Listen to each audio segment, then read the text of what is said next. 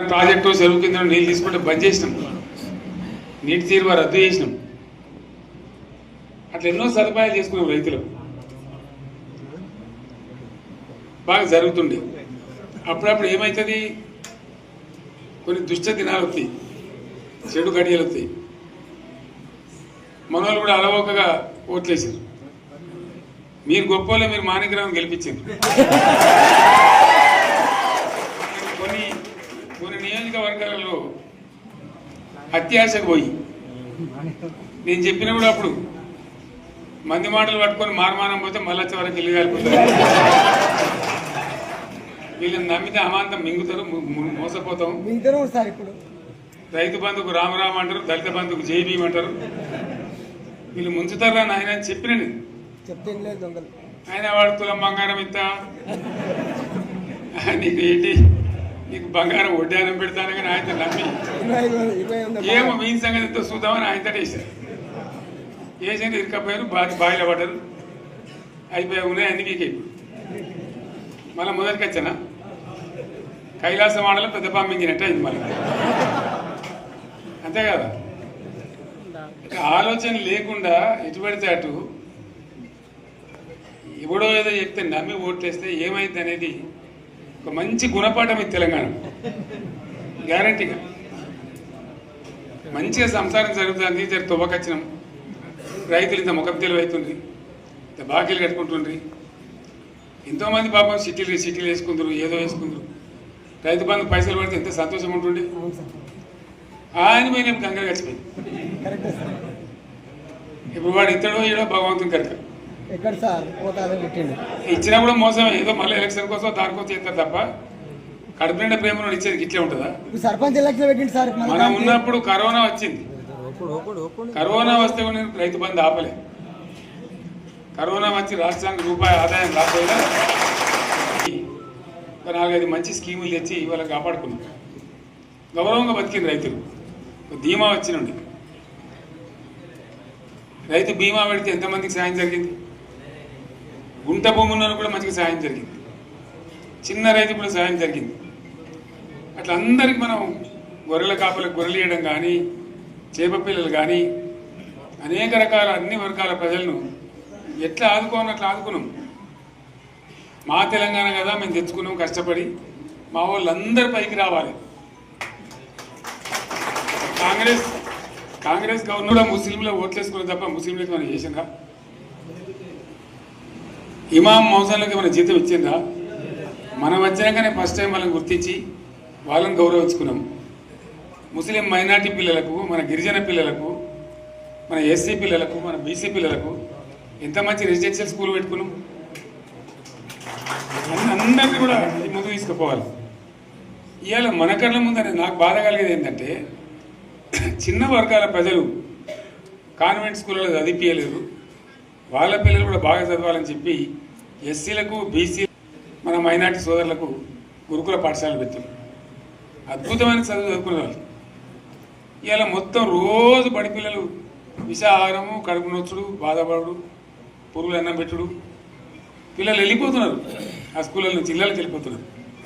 తల్లిదండ్రులు కూడా భయపడి తీసుకుపోతున్నారు. ఏం ఘోరం ఇది, నాకు అర్థం కాదు.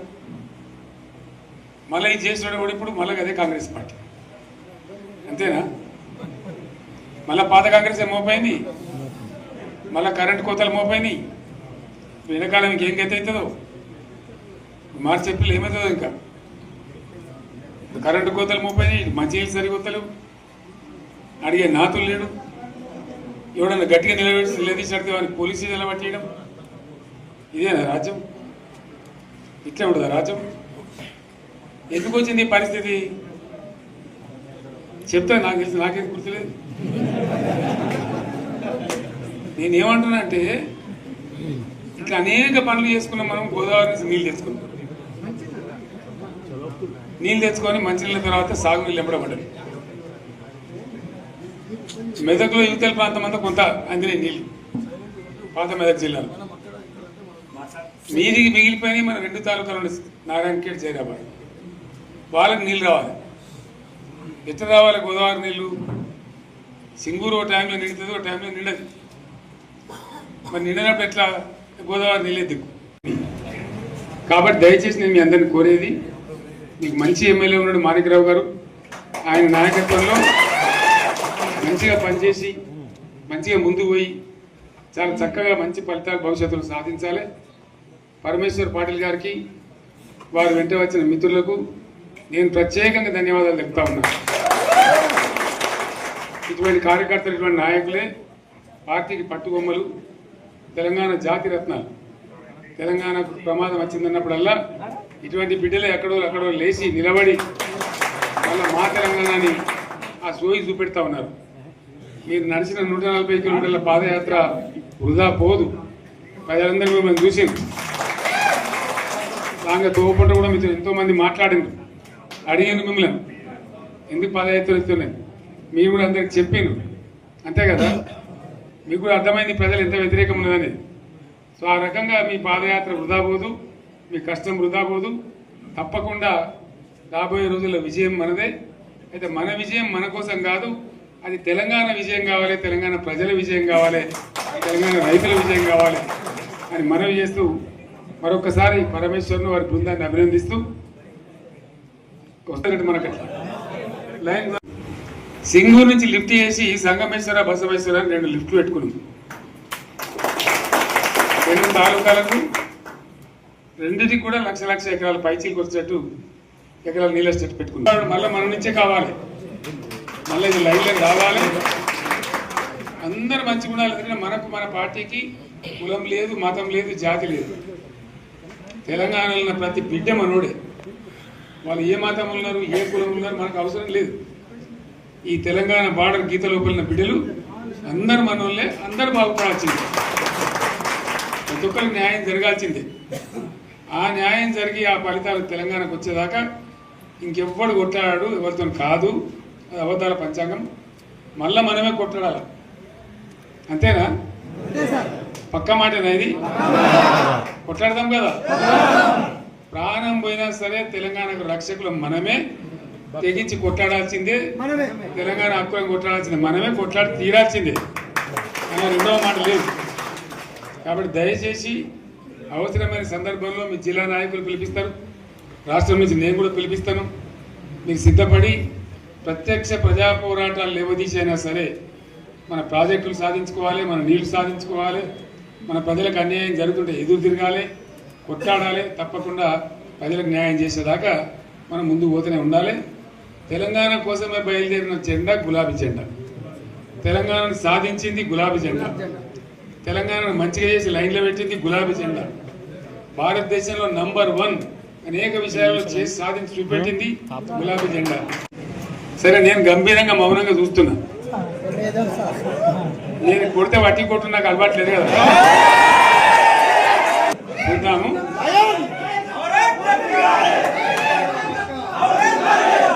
రోజులు కానీ అన్నట్టుగా నేను చూస్తా ఉన్నా. కానీ మనోళ్ళందరూ కూడా ప్రతిపాదిస్తున్న ఏంటంటే, 1 సంవత్సరం జరిగిపోయింది, సంగమేశ్వర ఆన్నే పన్నది, బసవేశ్వర ఆన్నే పన్నది, పాలమూరు ఉత్పత్తుల పథకం ఆన్నే పన్నది, కాళేశ్వరం అట్లా ఎండబెడుతున్నారు.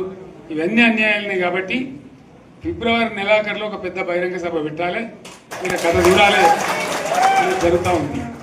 కాబట్టి మీరు కూడా పెద్ద ఎత్తున దయచేసి ఆ సభకు కదిలి రావాలి. కదా దూరమే ఉండదు. ఆ రకంగా తెలంగాణ శక్తి ఏందో మరొకసారి చూపించి వీళ్ళ మెడలు వంచి ఇప్పుడు సాధించాలి. భవిష్యత్తు కోసం కూడా కొట్టాడక మనం సిద్ధంగా ఉండాలని తెలియజేసుకుంటూ, పరమేశ్వర్ గారికి అంతటా లోకమంతరం ఇది. ₹1 కోటి భూమి ఇప్పుడు 50 లక్షల కట్టలేదు.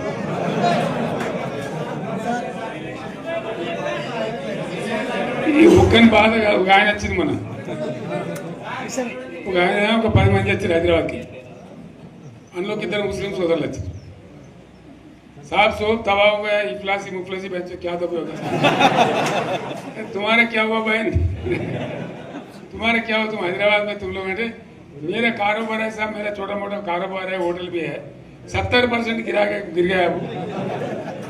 हर कोई पूछ रहे, हर कोई केसीआर को याद कर रहे सामान వాళ్ళు మాట్లాడుతున్నారు. ఎక్కడ ప్రతి ఒక్కరు భూముల ధరలు పోయినాయి, మన్ను పోయినాయి, మసాలా అన్ని పోయినాయి. ఇంత మంచిగా 4 ఎకరాల రైతు నేను 4 కోట్ల ఆసామి అనుకుంటుండే, అంత ధీమా ఉంది, ఎంత బాగుండే. హైదరాబాద్ నుంచి అడిగితే కూడా వచ్చి మనం ఇయ్యకపోదాం భూములు డిమాండ్ పెరగానని, అంత బ్రహ్మాండంగా మారుమూల ప్రాంతంలో కూడా 40 లక్షలు 50 లక్షలు ఎకరానికి ఉండే. అటువంటిది సగానికి సగం పడిపోయి మొత్తం నాశనం చేసింది. వీళ్ళు ఇట్లే వదిలిపెడితే ఇంకింత నాశనం అవుతుంది. కాబట్టి మనం కొట్లాడాల్సిందే. నేను ఇంకొక మాట మీకు చెప్తా, ఎలక్షన్లలో నేను మస్తుగా చూసిన 50 ఏళ్ళలో పార్టీలు గెలితే ఓడతాయి. ఇంత మాయలు ఏడాది లోపలనే కాంగ్రెస్ పార్టీ దొరికితే కొడతాం రాని అంత గొప్పగా ఒక్కటే ఏడాది. ఇంకా వాళ్ళ పొంద తెలివికి నిన్న వారి పార్టీడే మంది పెట్టలు అదేందో పోలింగ్ పెట్టిన వాడు చూసారా మీరు? ఆ పోలింగ్ పెడితే 70% మనకు వచ్చింది, 30% మనకి. వాడు పెట్టిందే మనం పెట్టింది కాదు. 75 ఇది పరిస్థితి. అదే నేను ఏమంటున్నా అంటే ఫామ్ హౌస్ అంటే ఏముంటుంది, వారి ఉంటుంది, మాకు ఉంటుంది, అల్లం ఉంటుంది. కాంగ్రెస్ వాళ్ళు అంతా మనిషి చేస్తే పారబడి తవ్వచ్చు కూడా లంగత. దీన్ని ఫామ్ హౌస్ అని మనం బదనాం చేసి అంతే కదా. నేను ఏమంటున్నా అంటే అన్ని మప్పులు వీడిపోయినట్టు ప్రజలకు అన్నీ తెలిసిపోతున్నాయి. మంచి ఏంది, చెడ్డ ఏంది, ఏం జరిగింది అన్నీ ఇంకా ఘోరమైతుందని చెప్తున్నా. వీళ్ళ తెలియదక్కతనానికి ఏమైంది? నిన్న మొన్న రిపోర్ట్ వచ్చింది, comptroller and auditor general of India అని కాగ్ అంటారు దాన్ని. కాగ్ రిపోర్ట్ వచ్చింది. పోయిన సంవత్సరం మన గవర్నమెంట్లో వచ్చిన ఆదాయం కంటే 13,000 కోట్ల రూపాయల ఆదాయం తగ్గిపోయింది. ఇంకా మార్చి పోయేవారికల్లా ఇంకో 3-4 వేల కోట్లు అవుతుంది. అంటే 15,000 కోట్ల ఆదాయం పోతుంది. మన గవర్నమెంట్ ఉన్నప్పుడు ప్రతి ఏడాది 15,000 కోట్లు పెంచుకుంటూ పోయింది, చెప్పేసుకుంటూ పోయింది. ఏడాది 10 నుంచి 15,000 కోట్ల ఆదాయం పెరిగేది మన టైంలో. అంత జాగ్రత్తగా మనం వ్యవహారం చేస్తాం. ఇలా ఉల్టా 15,000 కోట్లు పడిపోయింది. ఇంకా వాడేమిస్తాడుగా, ఇంకో ఇస్తారా? ఇంకో 4-5 నెలలు అయితే జీతాలే కష్టమైతే ఉంటుంది. అందరు పెండింగ్ పెట్టి రిటైర్ అయిన దొరుకుతలు పైసలు మీరు చూస్తారు కదా పేపర్లలో. సో ఆ విధంగా రాష్ట్ర ఆర్థిక పరిస్థితిని కూడా దివాళా తీయించారు. వాళ్ళతోనేం కాదు, 100కు 100% ఇప్పటికే ప్రజలు నిర్ణయానికి వచ్చారు. డెఫినెట్గా రాబోయే గవర్నమెంట్ మనదే అని అనుమానం కూడా అవసరం లేదు.